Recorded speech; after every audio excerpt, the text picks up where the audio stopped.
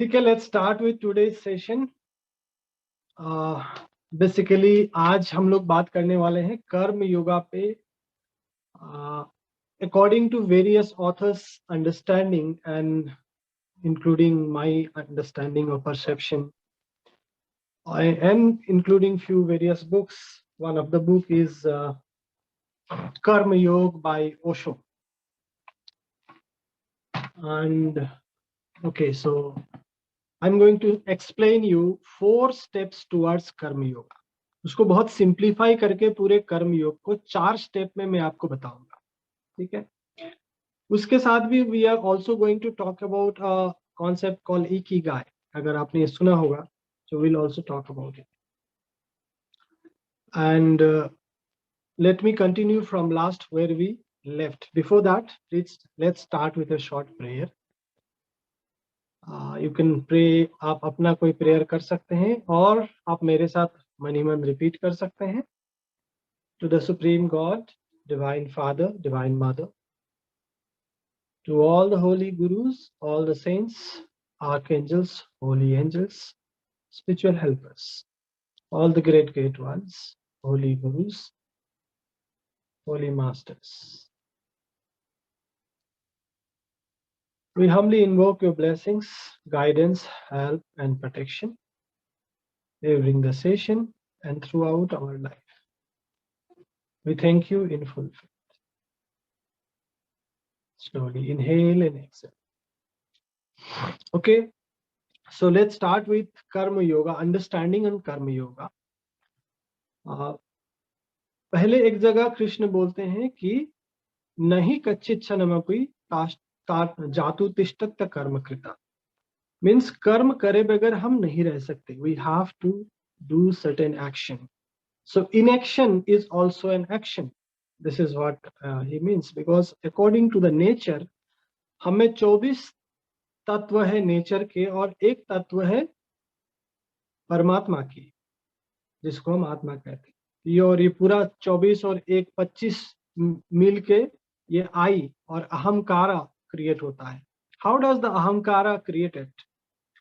इसके बारे में भी कृष्ण बोलते हैं कि अहम का मतलब होता है आई, सेल्फ। आकारा मीन्स होता है फॉर्म। जब मैं किसी खुद को किसी फॉर्म के साथ आइडेंटिफाई करता हूं, supposingly if I identify my self with the body and I think that I am a body, then that is a beginning of suffering. इसी को कृष्ण बोलते हैं अहंकार विमूढ़ आत्मा। वो विमूढ़ मूढ़ होता है जो अहंकारी होता है। अहंकार डजंट मीन प्राइड हियर। हम लोग नॉर्मली अहंकारी मीन्स जिसको प्राइड होता है उसको बोलते हैं। In esoteric terms ahankara means ego. Ego means जिससे हम आइडेंटिफाई करते हैं। It can be physical body, it can be idea. ये मेरा आइडिया था, मेरा थॉट है, मेरे इमोशन है। wherever I the soul, incarnated soul, जीवात्मा जैसे शरीर के साथ खुद को आइडेंटिफाई करता है तब वो मॉर्टल हो जाता है, तब वो मृण्मय होता है। That is what we say man is mortal. But in this mortality also there is something which is immortal, and that is what is Atma, which is separate from this body actually, but we misidentify. और ये जो identification का गलती है, इसी को माया कहा गया है। माया डजंट मीन दैट कि ये वर्ल्ड जो है, ये बॉडी, ये मोबाइल, ये आपके सामने जो भी चीजें दिख रही हो एक्चुअली है नहीं, ऐसे दिख रही हैं। माया का मतलब ये नहीं। माया का मतलब ये है कि मैं ये सोच रहा हूं कि मैं ये हूं, और डूअरशिप का इल्यूशन पैदा होता है वहां से कि मैं करता हूं। कर्ता हम इति हन्यते, कृष्ण बोलते हैं 3rd चैप्टर में, कि आप खुद को कर्ता समझते हो, यही आपका सबसे बड़ा गलती है। ये तो प्रकृति आपसे प्रकृति कर रही है। हमारे अंदर प्रकृति के 24 तत्व में जो 3 गुण है, सत्व, रजस और तामस, ये कराती है। इनका नेचर है ऐसा करना। But soul, that is what we are, we identify ourselves with this nature and we think that I am the doer. That's why Upanishad के ऋषि बार बार बोलते हैं न कर्म लिप्यन्ते नरे। लिप्यन्ते means getting attached. If we are not getting attached, then we do not create the circle of bondage of karma. कर्म बंधन से मुक्ति मिलती है। उसके स्टेप क्या है? पहले कृष्ण बोलते हैं कि कर्म, पहला 4 चरण जो कर्म योग के जो हम बात करने वाले हैं, पहला स्टेप है कर्म न करने से कर्म करना बेटर है, क्योंकि कर्म न करने से आपका शरीर का निर्वाह भी नहीं होगा। दूसरा, प्रकृति कर्म कराएगी ही, बाय नेचर कर्म करेगी। आपका भागना भी कर्म करना होता है, आपका चुप रहना भी कर्म करना होता है। सो अंग्रेजी में कहावत है, you can not not communicate, kind of, even if you are silent you are communicating something. Okay, so कर्म तो आप करोगे ही, बट कर्म ना करने से बेटर है कर्म करना। That is step 1। और कर्म करने से भी और बेटर एक स्टेप ऊपर ये है कि आप कर्म के फल को, उसके फ्रूट को, उसके रिजल्ट को एक्सपेक्ट करे बगैर करिए। ओके, नॉर्मली जब हम रिजल्ट से आइडेंटिफाई होते हैं, अटैच्ड होते हैं कि मुझे ये पाना है इसलिए मैं कर रहा हूँ, गलत नहीं है। पहले हम टारगेट डिसाइड करते हैं, फिर एक्शन प्लान डिसाइड करते हैं, सही है। लेकिन if I am getting to attached with the fruit, मेरा पूरा एनर्जी प्रोसेस में नहीं जाएगा, एक्शन में नहीं जाएगा, मेरा एनर्जी रिजल्ट में अटक जाएगा, और वहां से करप्शन शुरू होता है।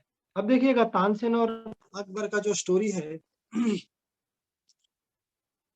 फॉर द इंट्रोडक्शन, या तानसेन और अकबर का जो स्टोरी है, तानसेन क्या बोलता है कि मैं अपने गुरु हरिदास से ज्यादा अच्छा इसलिए नहीं बजा सकता, या उनके जैसा इसलिए नहीं बजा सकता क्योंकि मैं कुछ कुछ पाने के लिए बजाता हूँ।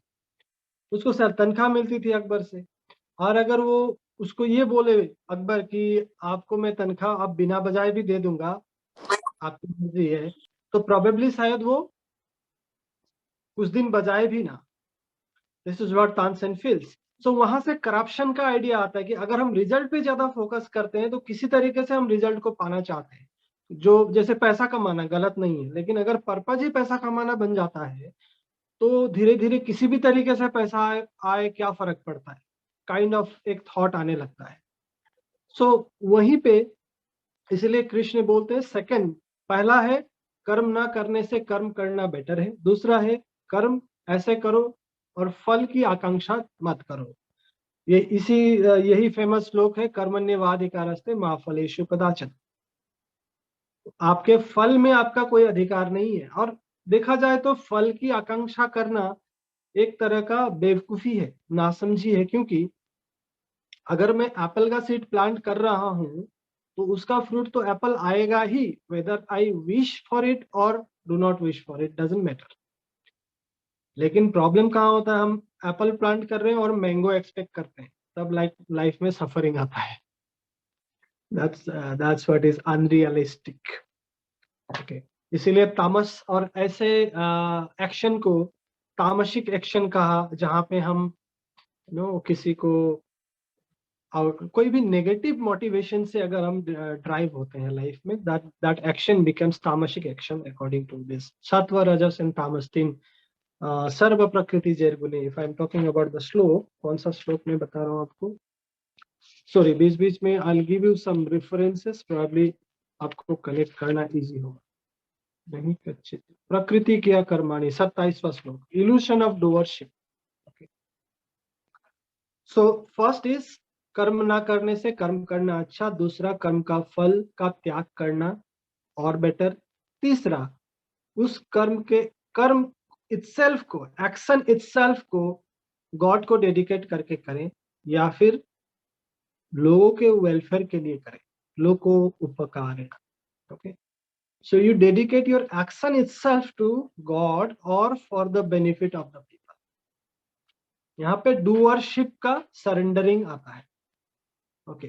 Now for a people who is introvert, for a person who is introvert, for him यहाँ पे डूअरशिप का सरेंडर मेडिटेशन में होता है, ध्यान में होता है, जब inner journey. But for extrovert people, उनके लिए कर्म के द्वारा वो डूअरशिप का सरेंडर लाना पड़ेगा। इसलिए थर्ड स्टेप में कृष्ण बोलते हैं dedicate your actions to God और dedicate your actions to the welfare of the people. Am I communicating? Third step आपको समझ में आ रहा है? Now going forward, the fourth step, करते करते करते आप अपना डूअरशिप कंप्लीटली जिस दिन सरेंडर कर दोगे, then you become the instrument of God. Nimitta, that is a word used by Krishna, कि आप निमित्त बन जाते हो, इंस्ट्रूमेंट बन जाते हो। और इंस्ट्रूमेंट, जैसे आप इंस्ट्रूमेंट, कृष्ण के साथ कौन सा इंस्ट्रूमेंट है? बांसुरी। बांसुरी क्या है? अंदर से कुछ नहीं है, खाली है, and it allows the energy to flow. It has hole, जो होल सिंबलाइज करते हैं हमारे चक्र को। Can you please mute your, okay, sorry. So बांसुरी जो है वो भी बहुत एक अच्छा इंस्ट्रूमेंट का सिंबल है। अंदर पूरा हॉलो रहता है, it becomes a pure channel, it allows the divine to flow, and the holes जो बांसुरी में होते हैं, they represent the chakras, the major chakras, and वहां से एनर्जी फ्लो होती है, it produces music of life. So एक ये अंडरस्टैंडिंग हो सकती है। दूसरा, as instrument, that is also true. Second is the flute represents Sushumna Nadi, the central channel, and the whole represents chakra. So this can also be another understanding. Okay, so that is what fourth step अपने आप होगा जिस दिन आप doership को surrender करके या तो गॉड के प्रति या तो लोगों के कल्याण के प्रति एक्शन करते हैं, तो gradually we all will become the instrument of God. That is what is the purpose or the mission of life. या तो आप मेडिटेशन में जाके उस वननेस को अचीव करिए, this is what is yoga, achieving that oneness, या फिर आप एक्शन के थ्रू, कर्म के द्वारा उस वननेस को अचीव करिए। Both are good, and world में मेनली दो ही रास्ते हैं। This is what Krishna is mentioning in, जगत में दो प्रधान निष्ठा है, बोलते हैं कर्म योगा, थर्ड चैप्टर में। यहाँ पे एक और कॉन्सेप्ट मैं आपको बताना चाहूंगा जो इकिगाई का कॉन्सेप्ट है। समहाउ ये इकिगाई का कॉन्सेप्ट मुझे क्लिक किया, एंड समहाउ ये जो योगा में कृष्ण ने कर्म योगा में 4 स्टेप समझाए, समहाउ ये मैच करता है। आप थोड़ा सा कनेक्ट करने का कोशिश करिए। इकिगाई का स्टोरी कहाँ से आता है? It's basically beautiful book written by, I forgot the name of the author. Basically understanding ये है, ओकिनावा जापान में एक विलेज है, और वहां पे लोगों का एवरेज, সময় লাগবে দুদিনের মানে জোড়া যাবি জোড়া যাবা দুদিনের মানে সময় লাগে। Okay, sorry. Okay, so Okinawa के एक विलेज में लोगों का एवरेज उम्र 100 इयर्स से ज्यादा है। वहां पे हर कोई इंसान 100 साल से ज्यादा जीता ही जीता है, और खाली जीना नहीं है, they live very happily, they live very healthy life. उनके चेहरे में एक अजीब सी खुशी, एक अजीब सी तेज है, and this is what was point of attraction for many people. तो एक ऑथर जो वहां पे गए थे, वो अपने बुक में ये लिखते हैं सारी चीजें। सो इकिगाई, उनको जब पूछा जाए कि what is the secret of your happy and healthy long life, तो एक ही जवाब आता है, बोलते हैं Ikigai. Ikigai is a Japanese word, उसको अगर आप इंग्लिश में ट्रांसलेट करें तो नियर बाय मीनिंग होगा the purpose of life. So they believe that if you live the purpose of your life, you live long, healthy and happy. So ikigai क्या है? Basically it is the 4 questions which you are going to ask to yourself regarding any work that you do. तो आपको जिंदगी में वो काम करना चाहिए जिसमें ये 4 क्वेश्चन के आंसर यस हो। अभी भी आप कोई भी प्रोफेशन में है, you can ask this 4 question, and if the answer is yes, then you can go ahead, that is your ikigai. या फिर बचपन में हम लोग लिखते थे my aim in life, actually that is an ikigai, but उसका उस टाइम पे पर्पज कुछ और था। हम लोग पढ़ाई करते थे जस्ट बिकॉज कि एग्जाम में लिखना होता था, तो कोई एम इन लाइफ लिख देता था, मतलब रट के जाते थे, कोई कुछ और रट के जाते थे। तो that is not an aim in life, actually processed by the person, maybe it was given to him by someone else. So ikigai means we need to find within ourselves, ये किसी के द्वारा imposed किया गया नहीं होना चाहिए। So what are those 4 questions? पहला क्वेश्चन आपको पूछना चाहिए, do I enjoy doing this? जो भी काम आप कर रहे हैं वो आपका इकिगाई है कि नहीं? इसका पहला सवाल क्या है, आपको ये पूछना है कि do I enjoy doing this, क्या ये मुझे करके अच्छा लग रहा है? Am I enjoying doing this? If the answer is yes, ask the second question, am I good at it? क्या मैं अच्छे से कर पाता हूँ? कई काम जरूरी नहीं कि आपको करके अच्छा लगता है तो आप अच्छे हैं। जैसे मुझे गाना गा के अच्छा लगता है, but people don't find me good, so I stop singing the funny side, but that, yes, that happens कि कई बार कुछ काम आपको करके अच्छा लगता है but you are not good at that, so that can not be your ikigai. Third question is it good for the people? क्या इससे सोसाइटी की, समाज का कुछ भला होता है? Okay, so that is what is yagna, third step, as you do action for the welfare of the society. Okay, उसी को कृष्ण ने भगवत गीता में यज्ञ कहा है। Fourth question that is you are going to ask is it giving me money? Because अगर आप तीनों चीजें हैं, आप लोगों का भला भी कर रहे हैं, आपको मजा भी आ रहा है, आप अच्छे से कर भी पा रहे हैं, but if it is not giving you money, आप उसको ज्यादा टाइम तक कंटिन्यू नहीं कर पाते। बिकॉज हम, हमारी पूरी लाइफ का मेजर टाइम हम पैसा, मतलब पैसा कमाने में, हमारी फैमिली को चलाने में, उधर ज्यादा एनर्जी इन्वेस्ट होता है, ज्यादा समय उधर जाता है। लेकिन अगर वही काम को हम यज्ञ में कन्वर्ट कर दें तो ट्रांसफॉर्मेशन और इजी, जल्दी हो सकता है। कैसे करते हैं? We discuss this in last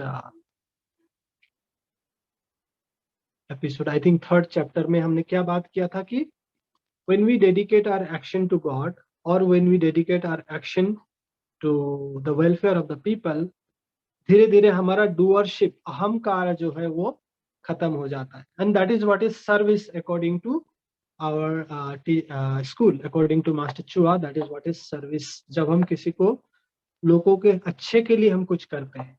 और अगर आप देखेंगे प्राणिक हीलिंग का भी मिशन है, we mention it always, is to alleviate human suffering. That's so एक एज ए हीलर, अगर आप सोचेंगे मैं अपना इकिगाई पूछूं, what is my ikigai? Do I enjoy doing this? Yes, I enjoy doing this. Am I good at it? Yes, I am good at it. Is it good for people? Definitely it is helping alleviating human suffering. That is what is yagna. Is it giving you money? Yes. इतना ज्यादा भी नहीं है but इतना कम भी नहीं, so yes, it is also giving money. इस case में देखा जाए तो बहुत people, many people who are healers, they will find that healing is there ikigai. तो ऐसे आप जिस भी प्रोफेशन में हैं, आपको देखना है, कोशिश करना है कि आप अपना इकिगाई को लाइफ में फाइंड आउट कर सके, and that is what is going to help you to live long, healthy and happy.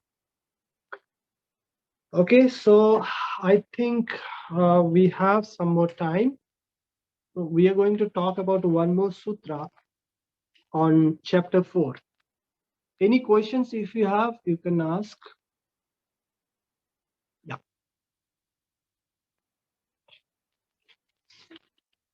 So Ikigai और 4 स्टेप ऑफ कर्म योगा में थोड़ा सा आपको कहीं कहीं कनेक्शन मिलेगा, and like welfare of the people, दोनों में है। Doing action is better than not doing action well. Ikigai वो नहीं कहता, इकिगाई तो करने पे ही बिलीव करता है, बोलता है आपको करना तो पड़ेगा ही। सेकेंड स्टेप में डेडिकेट योर, सेकेंड स्टेप में renounce the fruit of action, त्याग, त्याग की बात होती है, डिटैचमेंट की बात होती है। जैसे एक होता है अटैचमेंट, दूसरा होता है एवर्शन। अटैचमेंट का अपोजिट डिटैचमेंट नहीं होता है, अटैचमेंट का अपोजिट एवर्शन होता है। या तो हम किसी चीज के पीछे भागते हैं या तो हम किसी चीज से दूर भागते हैं, तो भागना जारी है। उसी को कृष्ण ने ज्वर कहा। And somewhere he talks about कि तू विगत ज्वर हो जा, ज्वर के ऊपर उठ। विगत ज्वर, ये बहुत इंटरेस्टिंग वर्ड महावीर जैन भी यूज करते हैं अपने डिस्कोर्स में, विगत ज्वर। Okay, so coming into chapter 4, एक जगह में वर्ण व्यवस्था की बात करते हैं कृष्ण। ये बहुत इंटरेस्टिंग और पावरफुल स्टेटमेंट है, और ये चातुर्वर्ण मया सृजम गुण कर्म विभाग। ठीक है, 13वां सूत्र है चैप्टर 4 का, इसके ऊपर थोड़ा बहुत कृष्ण यहाँ पे कह रहे हैं कि 4 वर्ण मैंने बनाए। और जैसे ही 4 वर्ण की बात आती है, नॉर्मली हमारे मन में नेगेटिव विचार ही आती है। हमको लगता है कि ये कास्ट के ऊपर जो डिवीजन होता है, उच्च नीच का जो छूत अछूत का जो सारा सिस्टम है, बहुत लोग ये भी कहना चाहते हैं कि हिंदू धर्म में या हिंदुइज्म में ये जो प्रैक्टिस है, इसके वजह से बहुत लोग दूसरे रिलीजन में कन्वर्ट हुए हैं। And partially that is true also, लेकिन वो डिस्टॉर्शन है, टीचिंग का डिस्टॉर्शन। ये अंडरस्टैंडिंग गलत हुआ लोगों को कि वर्ण व्यवस्था का मतलब छूत अछूत या ऊंच नीच है, ऐसा कुछ भी नहीं था। यहाँ पे कृष्ण बहुत क्लियरली बोल रहे हैं कि गुण कर्म विभाग सा, गुण और कर्म के हिसाब से मैंने विभाजन बनाया है। कृष्ण ये नहीं कह रहे कि जन्म के हिसाब से मैंने बनाया, बात समझे। बट उसका पूरा का पूरा इतना डिस्टॉर्शन हुआ कि people had this feeling of casteism by birth, जो कि एक गलत अंडरस्टैंडिंग है। उसका बेसिस था बाय बर्थ भी, उनको ढालने का कोशिश किया जाता था, दैट्स अ डिफरेंट अंडरस्टैंडिंग, उस पर फिर हम बात करेंगे आगे जाके। But it is completely wrong understanding to divide people according to their caste और बर्थ, नॉट कास्ट। कास्ट तो एक्चुअली उनके उनके जो रुझान है, एक हर एक सोल का अपना एक रुझान होता है, अपना एक इंटरेस्ट होता है, उसके हिसाब से डिवाइड किया गया था गुण और कर्म के हिसाब से। सो मेजरली 4 तरीके के लोग उस समय थे, आज भी अगर देखें तो ऐसे ये 4 तरीके के ही लोग हैं। This is what Krishna talks about. बहुत अच्छी साइकोलॉजी की बात करते हैं यहाँ पे। क्या क्या है? 4 वर्ण, शूद्र, वैश्य, क्षत्रिय, ब्राह्मण। और ब्राह्मण बड़ा, क्षत्रिय छोटा या शूद्र छोटा, ये कॉन्सेप्ट उस समय पे नहीं था। This is basically dividing people in 4 groups according to their skills, it's not according to their birth. So जैसे कि पहले हमने बात किया था इंट्रोवर्ट और एक्सट्रोवर्ट। अगर इंट्रोवर्ट इसी कॉन्सेप्ट को समझ के हुए चलते हैं, या इंट्रोवर्ट क्या करेगा, सांख्य योग या मेडिटेशन या ज्ञान योग की तरफ जाएगा। एक्सट्रोवर्ट क्या करेगा, कर्म योग की तरफ जाएगा। इंट्रोवर्ट अगर खिला ही नहीं, उसने अपने लाइफ को ब्लूम ही नहीं किया, बंद का बंद रह गया, उसी को क्षुद्र कहा जाता। इंट्रोवर्ट अगर ब्लूम किया, सूरज की तरफ बढ़ा, सूरज मीन्स गॉड, उसी को ब्राह्मण कहा जाता है। शूद्र का ऑपोजिट है ब्राह्मण, इसीलिए ब्राह्मण अगर किसी को गाली देगा तो क्षुद्र बोल के गाली देगा, दैट्स अ रिवर्स ऑफ ब्राह्मण। और एक्सट्रोवर्ट अगर ब्लूम नहीं हुआ, दैट बिकम्स वैश्य, और ब्लूम हुआ दैट बिकम्स क्षत्रिय। एक्सट्रोवर्ट क्षत्रिय पूरी दुनिया को जीतना चाहता है, ब्राह्मण खुद को जीतना चाहता है, इसलिए वो इनर जर्नी में जाता है। और क्षत्रिय जब पूरी दुनिया को जीतता है और एक समय रियलाइज करता है सब कुछ ईश्वर है, तब वो बोलता है अहम ब्रह्मास्मि। और जब ब्राह्मण अंदर जाता है और पाता है कि खुद ही ब्रह्म है, तब भी वही बोलता है अहम ब्रह्मास्मि। Realisation is one, but journey is different. इसी को निष्ठा कहा है कृष्ण ने Bhagavad Gita. So how I am able to make you understand this. बाद में बेसिकली ये जो सोल का रुझान के हिसाब से उसको एक गर्व मिले, उसको एक फैमिली मिले। जैसे even in soul workshop we talk about it कि सोल बिफोर टेकिंग बर्थ, वो अपने क्वालिटी, क्या क्वालिटी डेवलप करना होता है, उसके हिसाब से परिवार चुनता है, माता पिता चुनता है। तो सोल को ऐसे एक परिवार देने के लिए जिसमें ब्राह्मण के गुण हैं, वो ब्राह्मण फैमिली में ही पैदा हो, या जिसमें क्षत्रिय के गुण है वो क्षत्रिय फैमिली में पैदा हो। तो बाई बर्थ मैरिज के कुछ सिस्टम रखे गए ताकि इंटरकास्ट मैरिज ना हो। इसी को गीता में वर्ण संकर, अर्जुन बोलते हैं वर्ण संकर पैदा होंगे, अगर सारे सोल्जर मारे जाएंगे तो विधवा होंगे, उनमें क्रॉस मैरिज होगा, उनमें वर्ण संकर पैदा होंगे। ओके, सो वर्ण संकर basically was suppose to be, दो कास्ट में अगर मैरिज हो जाए तो जो बॉडी आएगा उसमें कौन सा सोल इनकारनेट करेगा, सोल कंफ्यूज होगा, दैट इज व्हाट इज वर्ण संकर. But according to modern science वर्ण संकर इज बेस्ट नो, हाइब्रिड बनाते हैं आजकल फ्रूट्स में, इवन गायों में, सब में क्रॉस ब्रीडिंग होता है, कुत्तों में, एंड द ब्रीड जो निकलता है वो और बेटर होता है. उस सेंस से देखा जाए तो वर्ण संकर is a better production. That's why Krishna बोलते हैं ये सब ज्ञान की, ये सब पंडित की बातें छोड़, क्योंकि तुम कुछ नहीं समझे. देन ही टॉक्स अबाउट कर्म योग.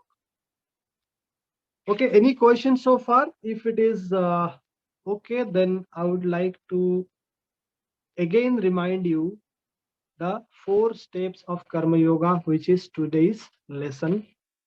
I hope you will remember. कुछ भी action आप उसमें डाल के देख सकते हैं. पहला step है doing action is better than inaction. दूसरा step है renounce the fruit of action and focus on your action. तीसरा है dedicate your action itself to God or for the welfare of the people. चौथा step है you become the निमित्ता or the instrument.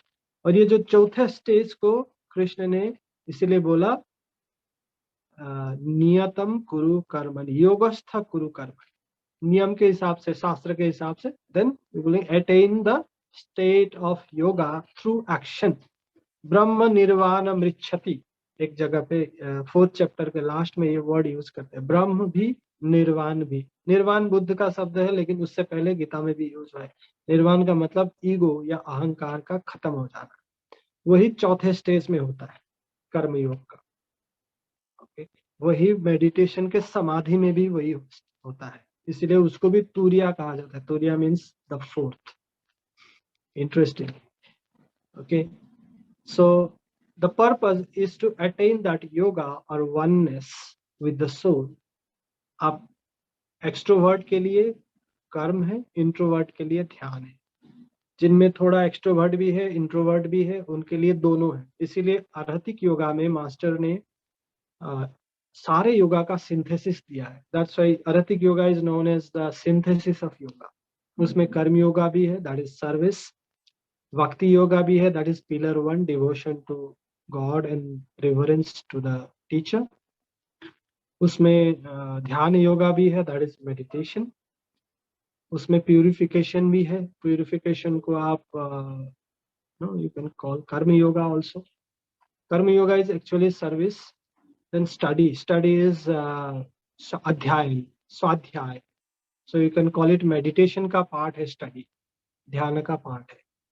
What left? Purification को क्रिया योगा बोल सकते हैं, जहाँ पे we purify our energy bodies, we heal ourselves, we do breathing exercises, we follow certain diets. अभी जैसे वैसक का चल रहा है, and we are on certain way of purifying ourselves. Okay, so ये सारे combine करके pranic healing में we are taught आध्यात्मिक yoga and alleviating human suffering, which is the purpose of this school. So I hope I could communicate you. Any question, if you can ask. I will not go on detail today. We'll start with 4th chapter next week. आज हम कर्म योगा पे इसको खत्म करते हैं. I hope that is okay for everyone. Any questions in your mind?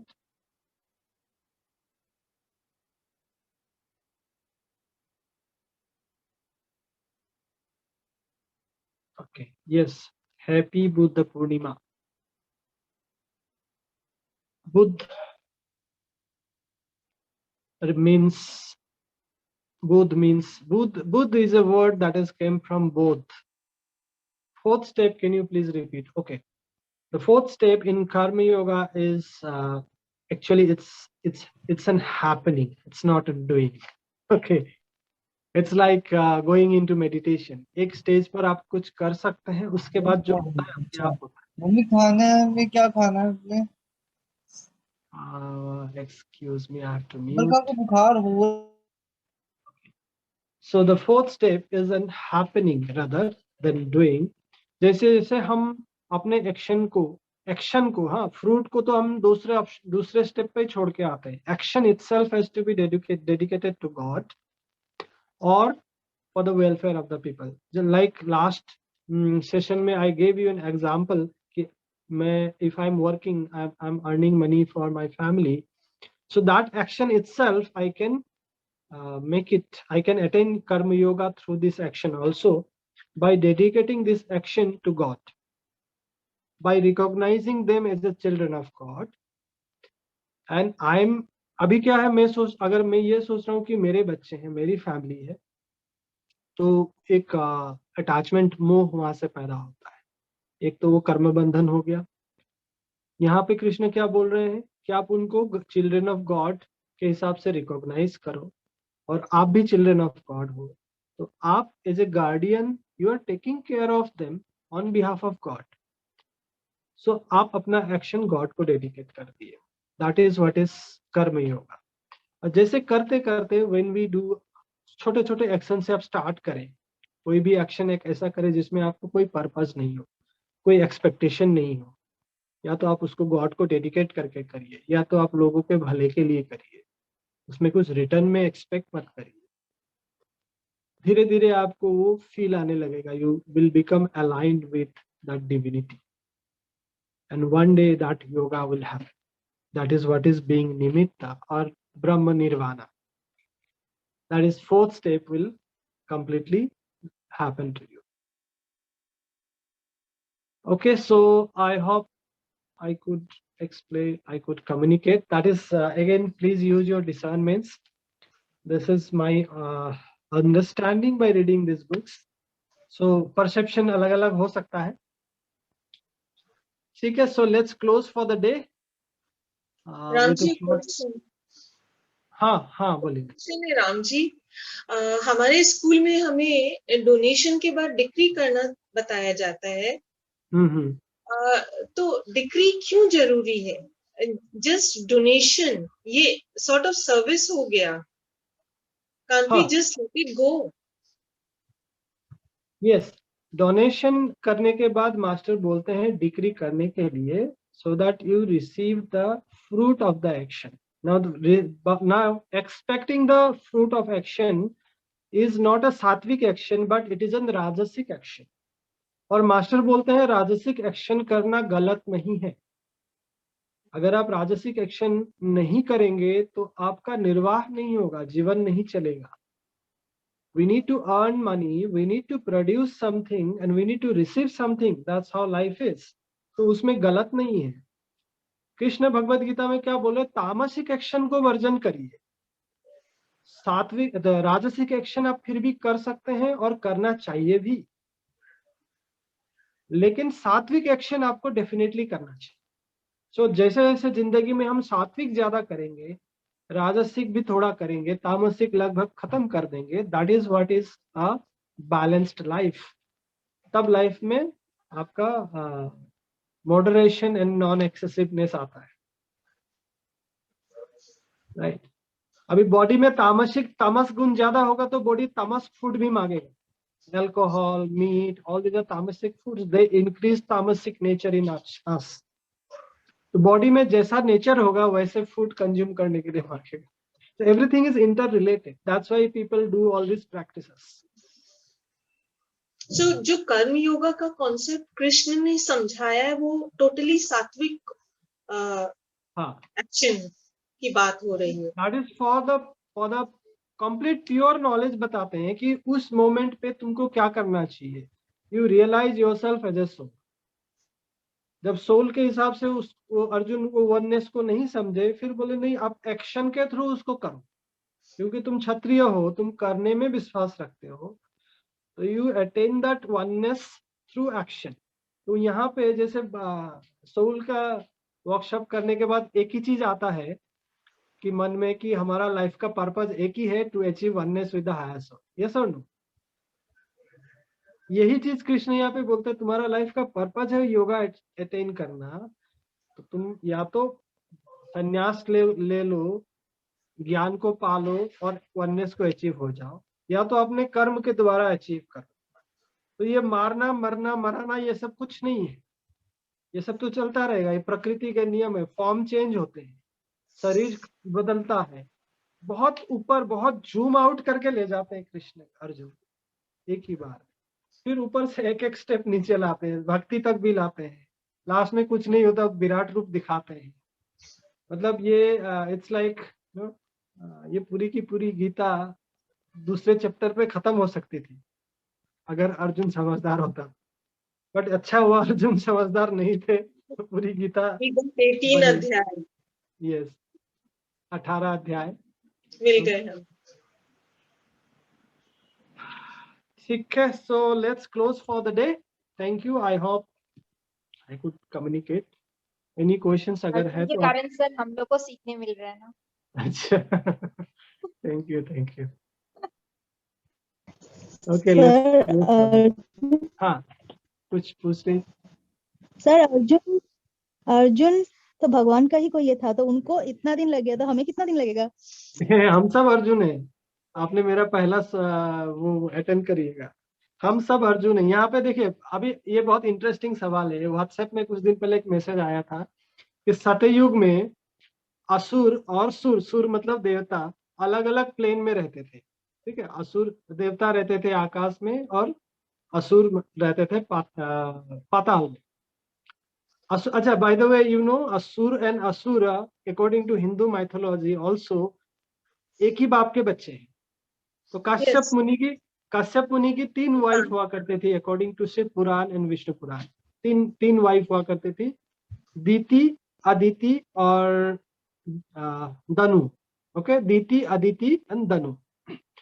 सो दीति के जो बच्चे हुए उनको दैत्य कहा गया, दैत्य एंड असुरा इज सेम, और अदिति के जो बच्चे हुए उनको आदित्य कहा गया, आदित्य मतलब देवता, और दनु के जो बच्चे हुए उनको दानव कहा गया, दानव और राक्षस are synonymous. Okay, so basically they belong to same father, that means the soul is one, परमात्मा एक है, और इसमें प्रकृति मदर अलग अलग है। ओके, ये एक सिंबॉलिक हो सकता है। दूसरा, उस समय सतयुग में देवता आकाश में रहते थे, असुर पाताल में रहते थे। फिर सत्य के बाद क्या आता है? त्रेता युग में क्या हुआ? वो एक ही प्लेन में आ गए, लेकिन जैसे रामायण त्रेता युग में हुआ, रावण का किंगडम अलग था, राम का किंगडम अलग था, ठीक है। द्वापर युग में क्या हुआ? एक ही किंगडम में आ गए, कौरव पांडव एक ही राज्य में थे, एक ही परिवार का झगड़ा था बेसिकली, ठीक है। 2 प्लेन से एक प्लेन में, एक प्लेन से एक फैमिली में। अभी कलयुग में क्या होगा फिर सोचिए। सो दिस अर्जुना, युधिष्ठिर, दुर्योधन, कृष्ण सब हमारे अंदर है, एक ही इंसान के अंदर। Symbolically you can think like that. So Arjun भी हम हैं, हमारा जो माइंड है that is a symbol of Arjun. हमेशा फिकरिंग, हमेशा कंफ्यूज, ये करें कि वो करें, इधर जाता है तो भी लगता है ये तो अपने ही लोग हैं, वो करे तो भी लगता है ये तो अपने ही लोग हैं, किसको हर्ट करें, किसको बचाएं। ये स्टेट अर्जुन का आप देख रहे हैं, इसी से विषाद योग पैदा होता है, जीवन में फ्रस्ट्रेशन आता है, दुख आता है कि खैर छोड़, कुछ नहीं करना है, इसलिए वो गांडीव छोड़ के भागने को तैयार। ये सबका माइंड का नेचर यही है, पेंडुलम की तरह, ठीक है। और कृष्ण बोलते हैं बीच में ठहर जा, that is a funny thing, that is moderation. कैसे रुके? सो ये जो गीता है पूरा का पूरा, दैट्स बेसिकली एक गुरु अपने शिष्य को संवाद, गुरु शिष्य का संवाद है। इसको आप उपनिषद भी बोल सकते हैं। उपनिषद मीन्स गुरु शिष्य का संवाद होता है, इसीलिए भगवत गीता को इतना हमारे देश में माना जाता है, because this is the finest creation of ancient rishis. Okay, thank you for being there. Let's close for today. Yes sir, one question sir, जैसे आपने कहा ना कि हम ही अर्जुन है, तो पेंडुलम की तरह जब ये स्थिति हो तो इस वक्त क्या करना चाहिए? कृष्ण को बुलाना चाहिए। कृष्ण को बुलाना चाहिए। कृष्ण को कैसे बुलाएंगे? आप हरे कृष्ण बोल के भी बुला सकते हैं, ये सभी लोग करते हैं। ओके, और दूसरा है आप सोल एफर्मेशन करिए, आप खुद को याद करिए आप कौन है। अच्छा, हमारे अंदर या जो सोल है, जो आत्मा है, जो हम सब हैं, वही कृष्ण है। ओके, तो हमारे अंदर का जो आवाज आता है, जब अर्जुन जब हल्ला करे तो कृष्ण को याद कर लीजिए। ठीक है सर, ओके सर। तो सोल एफर्मेशन एक प्रेयर है, आप उसको ले सकते हैं, आपके पास नहीं है तो, नहीं तो नहीं, सोल नहीं, बुक्स में मिल जाएगा, आप ग्रुप में दे देंगे हम सोल एफर्मेशन। या फिर आप जो शंकराचार्य ने जो निर्वाणा शतकम लिखा था, when he was enlightened, वो भी सोल एफर्मेशन जैसा ही है, that also you can use। तो बेसिकली जैसे रमन महर्षि के सारे टीचिंग में वो खाली एक ही चीज बोलते हैं, रमन महर्षि हो, जिड्डे कृष्णमूर्ति हो, ओके, एक ही टीचिंग उनका क्या है, रियलाइज हु यू आर। तो that is what is Krishna. Krishna को याद करिए, अर्जुन अपने आप शांत हो जाए। ठीक है सर, आप मुझे वो सोल वाला भेजिएगा ना। सोल एफर्मेशन, ठीक है, will send it in the group. लेकिन सब कुछ है, सब कुछ सही लगता है, लेकिन मन शांत नहीं होता। अपने उस किसी भी दोनों रिजल्ट में मन शांत नहीं होता, फ्रस्ट्रेशन होता। आपने कहा ना अभी कि जब रिजल्ट नहीं मिलता है, दोनों ही अपने हैं, तो फिर ऐसे वक्त में ना मन शांत नहीं रहता खुद का। वही मन का नेचर ही वही है, मन को शांत करने के लिए आत्मा को जगाना है। और जिस दिन हम सब उस सोल के लेवल से जिएंगे, एक दूसरे को एज ए सोल रिकॉग्नाइज करेंगे, इसीलिए हम प्राणिक हीलिंग में आत्मा नमस्ते बोलते हैं, दैट इज रिकॉग्नाइजिंग और saluting the soul within. तब अगर सोल के हिसाब से सोच के जिएंगे तो उसी को हेवन ऑन अर्थ कहते हैं। हेवन में कौन रहता है, आत्मा रहती है। तो अगर हम अर्थ में एज ए सोल रहने लगे तो उसी को हेवन हेवन ऑन अर्थ कहते हैं। That will bring world peace. विश्व शांति का वही एक तरीका है। इसलिए एक और काम आप कर सकते हैं, ट्विन हार्ट मेडिटेशन करके, जो मास्टर चुआ का एक मेडिटेशन है, you can learn it. 21 minute का गाइडेड मेडिटेशन है। इस मेडिटेशन को भी meditation on peace and illumination कहा जाता है। हार्ट और क्राउन चक्र एक्टिवेट होते हैं, बहुत सारा लव और पीस आपके सिस्टम में आता है, तो आपका मन शांत हो जाता है। या फिर आप हीलिंग ले सकते हैं, healing will also help if you are going, अगर प्रॉब्लम थोड़ा ज्यादा है तो। हाँ, थोड़ा ज्यादा है। तो आप कांटेक्ट करिए, हम we can do psychotherapy for you. Okay sir. और हम आपको कुछ टूल्स एंड टेक्निक्स भी सिखा देंगे, like breathing exercise, like salt bath. So these things will help you to clean your aura and you can get better. Okay, thank you sir so much. Yes, let's give thanks to the Supreme God, Divine Father, Divine Mother, to Lord Mahaguru Zimeli, all the great ones, holy gurus, saints, archangels, holy angels, spiritual helpers, Lord Krishna, Lord Vishnu. Thank you for your blessings, guidance, help, and protection. Thank you in full. Thank you everyone for joining. See you next week.